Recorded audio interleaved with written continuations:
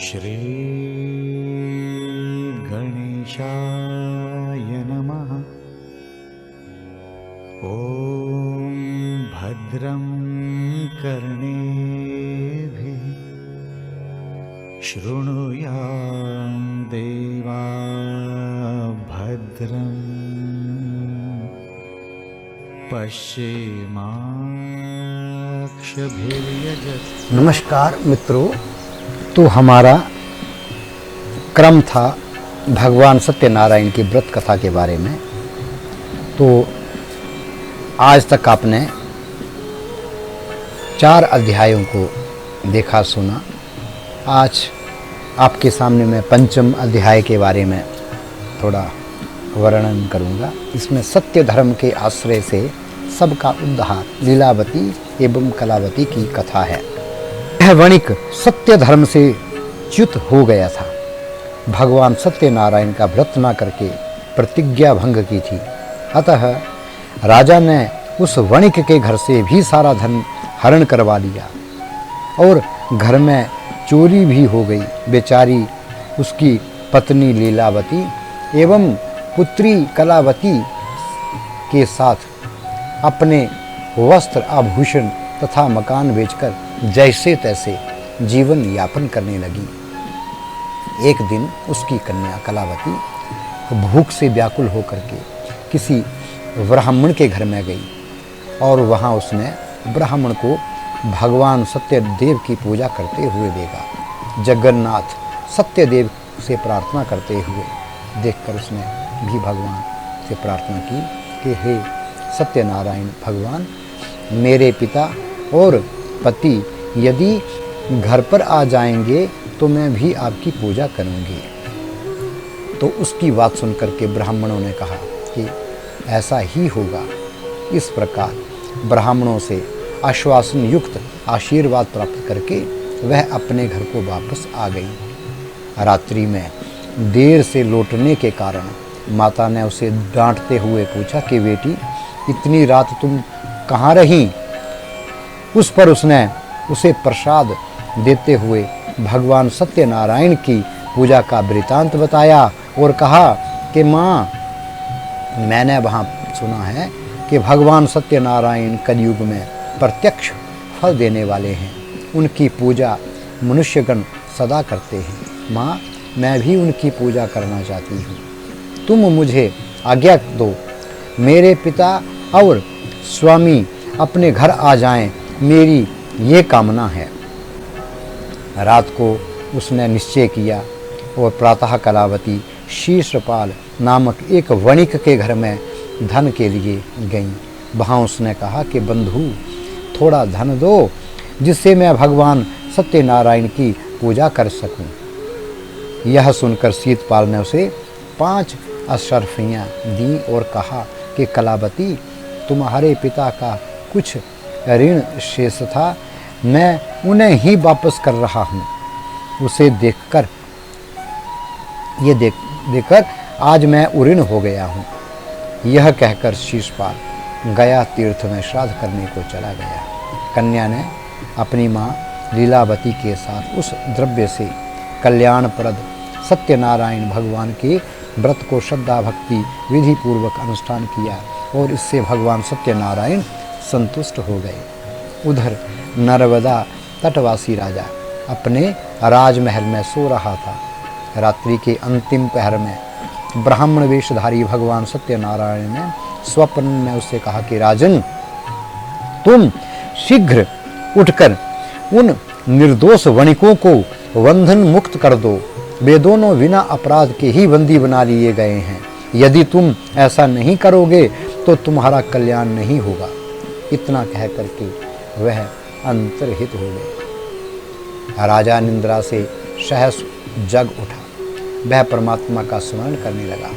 प्रातःकाल राजा अपनी सभा में आया और उसने अपने मंत्रियों से देखे गए स्वप्न का फल पूछा। महामंत्री भी राजा से कहने लगे कि राजन, बड़े आश्चर्य की बात है, मुझे भी आज ऐसा ही स्वप्न दिखलाई पड़ा था। अतः उस वणिक और उसके जमाता को बुलाकर भली भांति पूछताछ कर लेनी चाहिए। राजा ने उन दोनों वंदी गृह से बुलवा करके पूछा कि तुम दोनों कहाँ रहते हो, तुम दोनों कौन हो। इस पर साधु वणिक ने कहा कि राजन, मैं रतनपुर का निवासी वणिक हूँ, मैं व्यापार करने के लिए यहाँ आया था, पर देववश आपके सेवकों ने हमें चोर समझकर पकड़ लिया है। साथ में यह मेरा जमाता है, बिना अपराध के ही हमें मणि मुक्ता की चोरी लगी है। हे राजेंद्र, हम दोनों चोर नहीं हैं, आप भली भांति विचार कर लो। उनकी बात सुनकर के राजा को बड़ा पश्चाताप हुआ। उन्होंने उन्हें बंधन मुक्त कर दिया, अनेक प्रकार के अलंकार करके भोजन करवाया, वस्त्र आभूषण आदि दे करके उनका सम्मान किया। तो साधु वणिक ने कहा कि राजन, मैंने कारागार में अनेक कष्ट भोगे हैं, अब मैं अपने नगर को जाना चाहता हूँ, मुझे आज्ञा दो। इस पर राजा ने अपने कोषाध्यक्ष के माध्यम से साधु वणिक की नौका रत्नों आदि से परिपूर्ण करवा दी। फिर वह साधु वणिक अपने जमाता के साथ राजद्वार द्वारा सम्मानित हो द्विगुणित धन लेकर रतनपुर की ओर चला। तो साधु वणिक ने अपने नगर के लिए प्रस्थान किया, पर भगवान सत्यनारायण का पूजन उस समय भी भूल गया। भगवान सत्यनारायण जो कलयुग में तत्काल फल देते हैं, पुनः तपस्वी का रूप धारण करके पूछा कि हे साधु, तुम्हारी नौका में क्या है।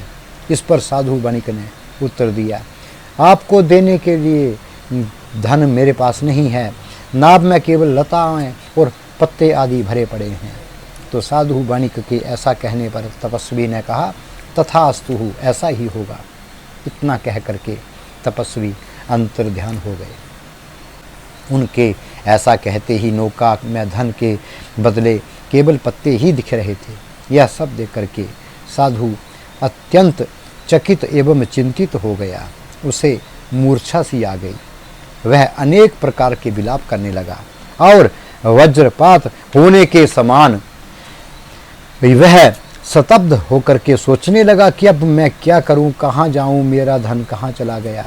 जमाता के समझाने बुझाने पर उसे तपस्वी का शाप समझकर पुनः उन्हीं तपस्वी की शरण में आया।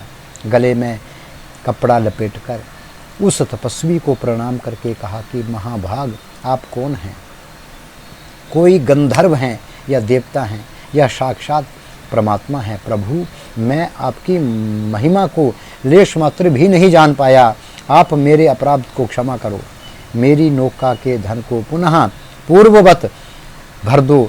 इस पर तपस्वी रूप धारी भगवान सत्यनारायण ने कहा कि तुमने चंद्रचूड़ राजा के सत्यनारायण के मंडप में संतति की प्राप्ति होने पर भगवान सत्यदेव की पूजा करूंगा ऐसी प्रतिज्ञा की, तुम्हें कन्या प्राप्त हुई, उसका विवाह भी तुमने कर दिया, व्यापार से धन भी प्राप्त किया, वंदी गृह से तुम मुक्त भी हुए, पर तुमने भगवान सत्यनारायण का न स्मरण किया ना ही कभी पूजा की।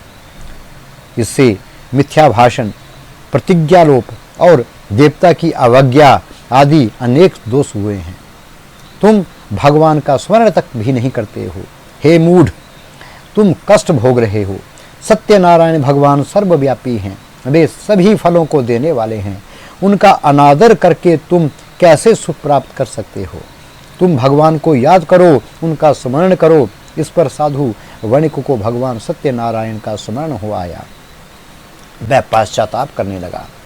उसके देखते ही देखते वहाँ वे तपस्वी भगवान सत्यनारायण के रूप में परिवर्तित हो गए और तब वह उनकी इस प्रकार स्तुति करने लगा कि हे सत्य स्वरूप, सत्य संघ, सत्यनारायण भगवान हरि को मैं नमस्कार करता हूँ, जिस सत्य के जगत की प्रतिष्ठा है, उस सत्य स्वरूप आपको मैं बार बार नमस्कार करता हूँ। भगवान, आपकी माया से मोहित होने के कारण मनुष्य आपके स्वरूप को जान नहीं पाता है और इस दुख रूपी संसार समुद्र को सुख मानकर उसी में लिप्त रहता है।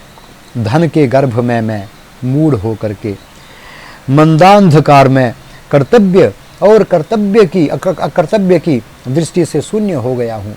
मैं अपने कल्याण को भी नहीं समझ पा रहा हूँ। मेरे दौरात्म्य भाव के लिए आप मुझे क्षमा करो। हे तपोनिधे, आपको नमस्कार है। कृपा सागर, आप मुझे अपने चरणों का दास बना लो। मुझे आपके चरण कमलों का नित्य स्मरण होना चाहिए। इस स्तुति पर भगवान साधु वणिक ने 1,00,000 मुद्रा के पुरोहित के द्वारा घर आकर सत्यनारायण की पूजा करने की प्रतिज्ञा की। तब भगवान प्रसन्न हो गए। वत्स, तुम्हारी इच्छा पूर्ण होगी। तुम पुत्र पौत्र से समन्वित होकर के श्रेष्ठ भोगों को भोग कर मेरे सत्यलोक को प्राप्त करोगे, मेरे साथ आनंद प्राप्त करोगे। यह कह करके भगवान सत्यनारायण फिर अंतर्ध्यान हो गए और साधु ने पुनः अपनी यात्रा प्रारंभ कर दी। तो भगवान सत्यदेव से रक्षित हो वह साधु वणिक 1 सप्ताह में नगर के समीप पहुंच गया और उसने अपने आगमन का समाचार देने के लिए घर में दूत को भेजा। दूत ने भी घर में आकर के साधु वणिक की स्त्री लीलावती से कहा कि जमाता के साथ सफल मनोरथ साधु वणिक आ रहे हैं। वह साध्वी लीलावती कन्या के साथ भगवान सत्यदेव की पूजा कर रही थी। पति के आगमन को सुन करके उसने पूजा वहीं छोड़कर दी और पूजा का शेष दायित्व अपनी पुत्री को सौंप करके शीघ्रता से नौका के पास चली आई। उधर कलावती भी अपनी सखियों के साथ सत्यनारायण की जैसे तैसे पूजा समाप्त करके बिना प्रसाद ग्रहण किए अपने पति को देखने के लिए उतावली हो नौका की ओर चली गई।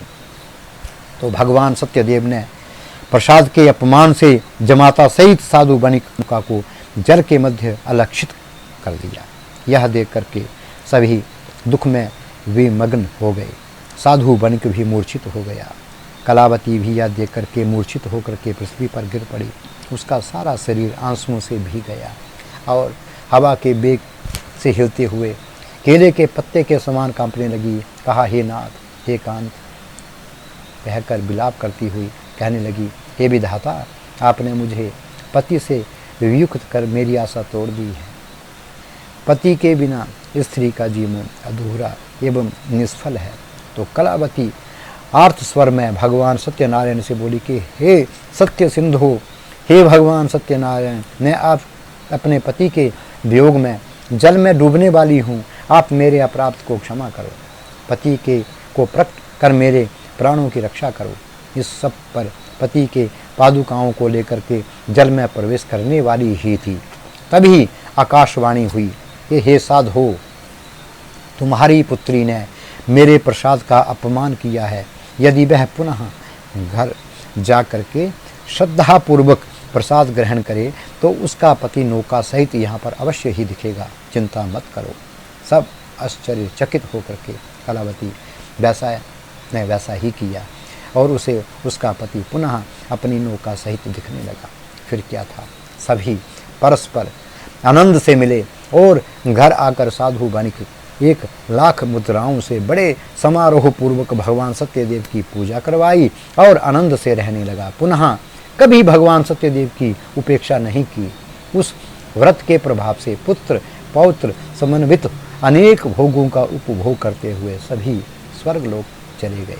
इस इतिहास को जो मनुष्य भक्ति पूर्वक सुनता है वह भी विष्णु का अत्यंत प्रिय हो जाता है, अपनी मन कामना की सिद्धि प्राप्त कर लेता है। हे ऋषियों, सूजी बोलती हैं, मैंने सभी व्रतों में श्रेष्ठ इस सत्यनारायण के व्रत को कहा है। वो ब्राह्मण के मुख से निकला हुआ यह व्रत कली काल में अतिशय पुण्यप्रद होगा। इति ही स्कंध पुराणे रेखाखंडे सत्यनारायण व्रत कथा यहाँ 5म अध्याय संपूर्णम। मित्रों, 6ठ अध्याय में अगले वीडियो में फिर आपसे मिलेंगे। नमस्कार। स्थिरैरङ्गैस्तुष्टुवांसस्तनूभिर्वि